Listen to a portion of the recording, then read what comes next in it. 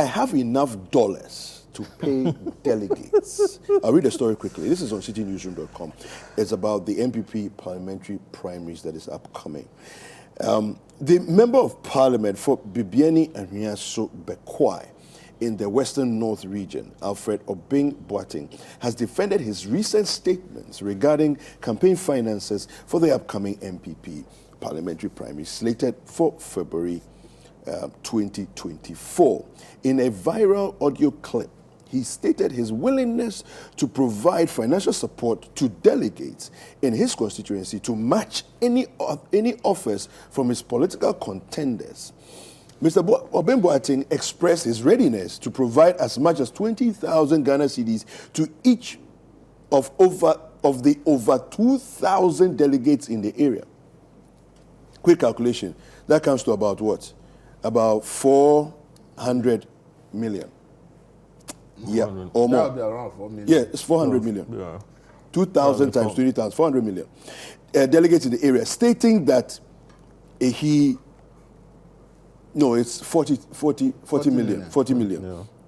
Stating that he had ample financial resources in dollars to match or exceed any potential offer from his competitors. Speaking with Citi News about the leaked audio tape, Mr. Obeng-Boateng justified his comments while also highlighting that some portions of the tape had been edited. It's interesting how people always go back to this. The audio is true, but parts have been removed. Is it illegal to audit a tape? No, you see, when you say edited, right, is it that we didn't play the whole thing? Yeah, but are we under any parts have been removed? No, are we under any obligation to play the whole tape? We only play the relevant parts of the tape. When you say edited, edited means you've removed bits from the chronological order of the audio. Did you say what you have said? The man is justifying the thing even in the interview. Yes. He says, so what is this edited? The interview Citi he still claims it's edited. He actually confirmed that I have said so. Yes. And it's true that I have the resources to do it. Yes. So why from this edited he says, aspect? I don't know who said double, but I said I was willing to pay more, but not necessarily double. He was willing to pay more. So the issue is about payment, right? So you see some of these things don't entertain. And I don't think he denied the 20,000 either. You understand it? No. So you see, these are the issues. Somebody from a special prosecutor saying that he's paid people for presiding member election or something, and now they didn't vote for him, so he wants his money, and now he's been prosecuted by a special prosecutor. Yeah. Somebody is also giving the intention of what he will do. Yes. Is it possible the special prosecutor can also invite that person also for prosecution, or he waits for the act to be perpetrated? He said he asserted that his statements were intended as a deterrent against potential competition, and not necessarily as an attempt to purchase votes. What is this one talking about? You said that people pay. You pay more than them. So what is a deterrent about that? He says threatening. Anyway, you see, we've all said monetizing our politics is dangerous because you see, monetization comes with a lot of dangers. You could have the wrong people be elected. You could have people who are elected who will say, because I spend so much money, if I get opportunity to any public office, I must recoup my investment.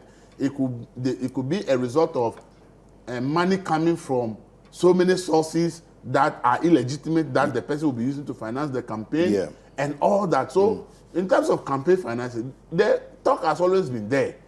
We need a regulation, a regime to protect campaign finance, because see, in other countries they can't find peace because drug lords, terrorists have financed politicians who are ruling, and therefore the country, the drug laws cannot be touched, terrorists cannot be touched, because they are the ones who put those people in power.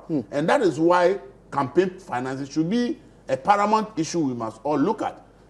If the rules are there and it allows you, so long as the money is genuine and you can use the word, fine. We need some clarity, and I think we should pay attention to all the calls that we need to come up with a law to regulate campaign. It is not anything new that people pay money for what? Delegates to vote for them. But for him to come open and say it publicly, we are getting to levels where then we need some laws to be able to curb some of this thing. I don't think that the highest bidder should be the person who should win. We think people who should win should have the people at heart, want to do something for them, want to go there and take decisions that will help the progress of the nation. But if the highest bidder will earn it, if that happens and the person does not go to think about the nation or does not go and do what to make the nation, now how do we get? We all lose. So I think that this thing really should bring to the fore the issue of campaign financing once again. Larry, wrap it up for us. I don't know where to start from, but politicians, I mean, very often, or some politicians, let me put it that way, think that we Ghanaians are stupid. And so they go saying all the things they have to say.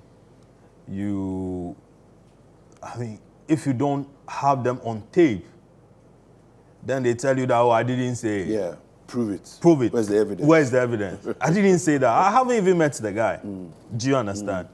Now, so the journalists have become very smart or smarter, and so then they have them on tape. And the counter strategy is that, it's been doctored. It's been edited. It's ridiculous. So you are holding a document and say, that document is fake. Yeah. You see where we are getting to.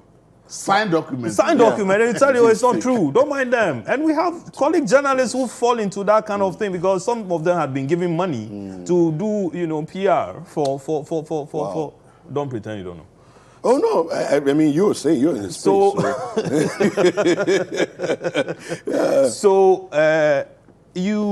But we are getting to a very alarming point where the politician goes out and said, listen, when you pay 500, I'll pay 1,000. Yeah. When you pay 1,000, I'll pay 2,000. When you pay 2,000, I'll pay 5,000. Yeah. And they actually do that. And so the delegates during elections, they will declare that, it's a cocoa season. To a point where I recall there was a joke of a boy who was asked, a toddler, who was asked what he would like to be in the future. He said, he would like to be a delegate. As if being a delegate is a profession. Yes, as if being a delegate is a profession. A party delegate. It's unfortunate. You get it? Yeah, but it's a discourse on where we are. No, yes, but then we need, I don't know how we're going to resolve it. Resolve all this. But in other jurisdictions, when some of these things crop up, what they do is that then quickly, good thinking people sit down and legislate. They sit down and legislate. Because then we don't have to just be creating what I would call nomenclatures. You have special prosecutor, Iyoko, Shraj, all that.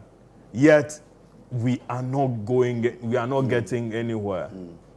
Do you get it? Yeah. Alfred Obing, under what circumstance was he fired from Bost? Contaminated fuel that he couldn't prove who he sold it to, whether it was sold at the right amount and other things and so on.